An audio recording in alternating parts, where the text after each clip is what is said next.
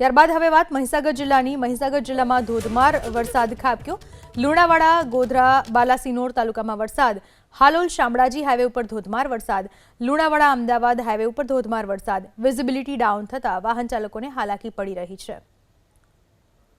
હવામાન વિભાગ દ્વારા જે રીતે વરસાદની આગાહી કરવામાં આવી હતી તે જ પ્રકારનો વરસાદ મહીસાગર જિલ્લામાં જોવા મળી રહ્યો છે। હું કેમેરામેનને કહીશ કે આપને દ્રશ્ય બતાવશે।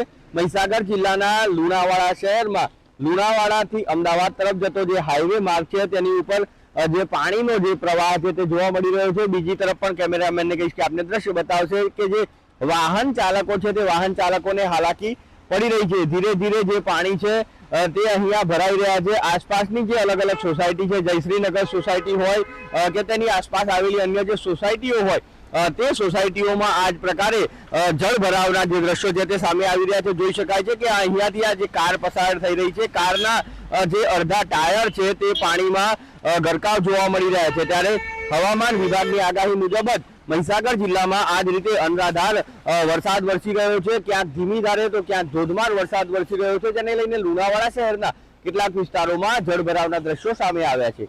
હિરેન પંડ્યા, એબીપી અસ્મિતા, મહીસાગર।